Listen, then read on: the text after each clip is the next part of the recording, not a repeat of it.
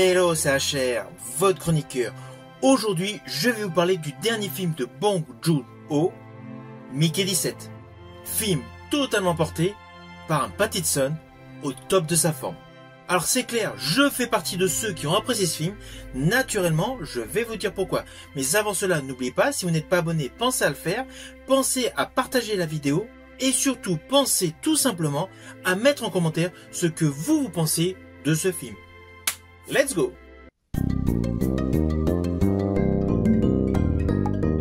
Alors tout d'abord, sachez que ce film Mickey 17 est une coproduction américaine et de Corée du Sud. Et qu'en fait, il s'agit d'une adaptation d'un roman qui a pour titre Mickey 7 d'Edward Ashton, paru en 2022. De ce fait, vous doutez, initialement le livre se nommait Mickey 7, le film se nomme Mickey 17.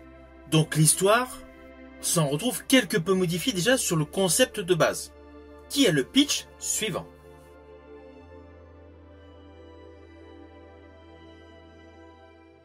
Alors il n'y a pas de générique, il n'y a pas de titre au tout début du film. On entre immédiatement dans l'histoire. Nous découvrons le personnage interprété par Robert Pattinson sur une planète glaciale, dans une situation périlleuse. À la suite d'un éboulement dans la grotte dans laquelle il se retrouve, nous retournons 4 ans en arrière pour débuter de manière linéaire l'histoire. Où là nous découvrons deux personnages. Le personnage Mickey Barnes interprété par Robert Pattinson et le personnage Timo interprété par Steven Yeun.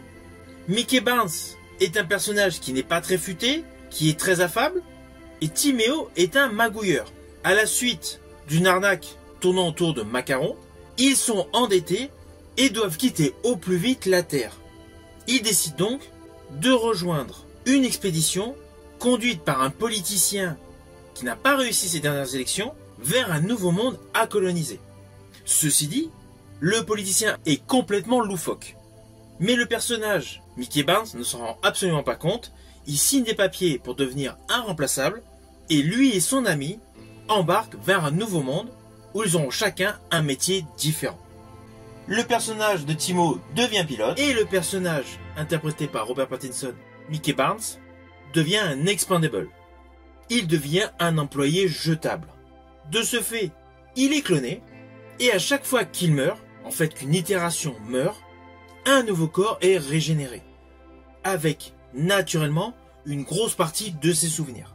Cela se passe 17 fois, jusqu'à un fatidique jour où Mickey 17 se retrouve en confrontation avec Mickey 18. Alors ne vous inquiétez pas, je n'irai pas plus loin sur les lignes scénaristiques, je ne veux pas du tout vous spoiler, et tout ce que je vous ai dit est en quelque sorte présenté dans les teasers et la bande-annonce. Ceci dit, à la fin de cette vidéo, je vous parlerai de mes séquences préférées. Mais pour l'instant, no spoil. Alors on va pas se mentir, le film est un peu long à démarrer. Le film joue essentiellement la répétition dans la première moitié. Car en fait, la confrontation entre Mickey 17 et Mickey 18 sera pratiquement à partir de la moitié du film. C'est le petit bémol selon moi, voilà. Cela prend trop de temps pour qu'on rentre réellement dans la confrontation qui est présentée dans la bande-annonce. En ce qui me concerne, je préfère la deuxième partie du film. Deuxième partie qui alterne des séquences d'action, des séquences de réflexion et surtout un questionnement sur le clonage. Alors oui, je vous ai dit quelques séquences d'action, il y en a quelques-unes. Ne vous attendez pas à un film SF blindé d'action. Non, pas du tout. Il y en a ici et là, histoire d'agrémenter le rythme. Mais ce film de science-fiction est davantage dans un style proche de High Life, déjà avec Robert Pattinson. Alors d'ailleurs, Robert Pattinson, pour beaucoup, ce film est le premier film SF dans lequel il joue. Car tout le monde a en tête ses débuts au cinéma, dans le registre du fantastique, dans Harry Potter la Coupe du Feu et Harry Potter et l'Ordre du Phénix, puis implicitement la saga fantastique Twilight. Mais en fait, Robert Pattinson a déjà joué dans plusieurs films SF. Je pense à The Rover aux côtés de Guy Pearce en 2014, à High Life en 2018 de Claire Denis, et naturellement à l'incontournable Tenet en 2020 de Christopher Nolan. Ainsi, Robert Pattinson a déjà joué dans le registre de la SF. Le point commun entre tous ces films de SF est la réflexion. À chaque fois qu'il joue dans un film science-fiction, c'est toujours de la science-fiction intelligente avec beaucoup de réflexion. Et là, je peux vous affirmer que dans Mickey 17, c'est la même chose. Ne vous attendez pas à un action movie, même si dans la bande-annonce, il y a quelques séquences d'action. Ce film présente essentiellement de la réflexion.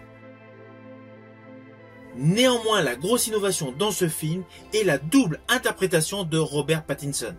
Car Mickey 17 et Mickey 18 sont totalement antagonistes.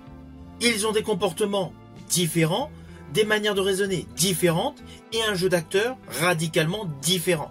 J'estime que ces performances démontrent que Pattinson est un acteur de talent. Car dans la seconde partie de ce film, il y a tout un côté dramatique qui se dégage. Alors oui, avec de l'action autour par moments, mais essentiellement dramatique. Et vous allez voir qu'il y a plusieurs arcs narratifs qui vont graviter autour de l'histoire principale. Cela confère à ce film un level supérieur sur le plan scénaristique par rapport au début du film. Tout le film est parfaitement construit.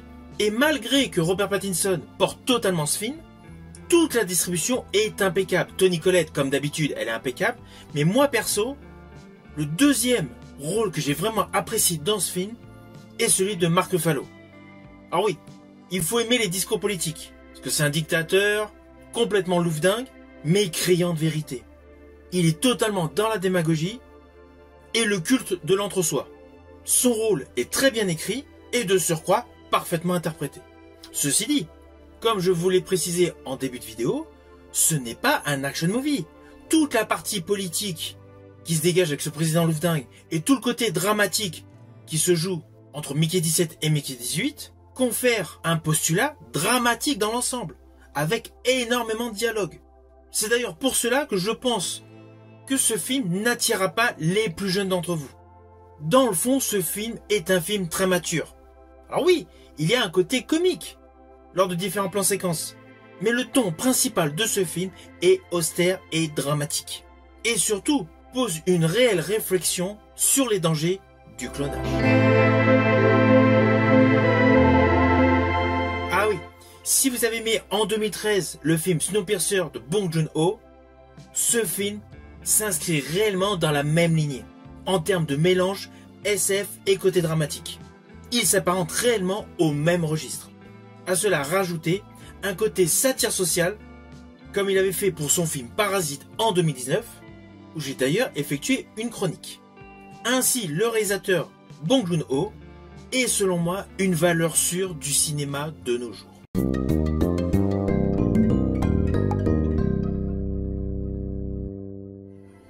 Alors attention à ce que je vais vous dire, cela peut s'apparenter à des spoils, mais c'est plus par rapport à des détails visuels que j'ai appréciés, et un détail visuel qui m'a surpris.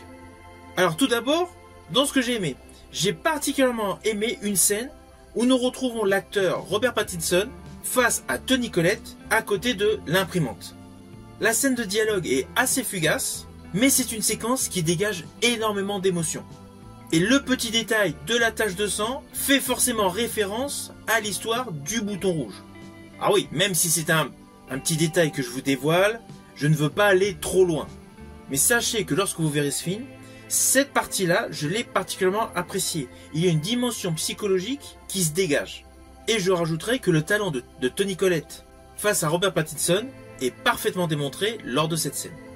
Sinon, il y a des séquences que j'ai particulièrement appréciées, où naturellement les effets spéciaux ont la part belle. Et notamment une où nous voyons justement ces animaux de l'autre planète courir dans tous les sens afin de former des monticules. Tout le côté visuel de cette longue scène, je l'ai particulièrement apprécié. Ceci dit, il y a un moment qui m'a plutôt surpris. Alors, je vous cache pas que c'est dans la deuxième moitié du film. Il y a toute une partie informatique avec de super écrans, des caméras 32K, ce qu'on nous précise, donc du matériel donc très sensible et de très haute technologie. Et juste à côté, il y a une trappe vers l'incinérateur, où nous découvrons un équivalent de magma en fusion. Alors c'est joliment fait sur le plan visuel, mais le petit truc qui m'a amusé, c'est qu'apparemment, cette sortie de chaleur ne gêne aucunement tous les appareils de haute technologie. C'est juste un truc voilà, qui m'a fait sourire. In fine, vous voyez, mes légers spoils ne vous gâchent en rien la découverte de ce film.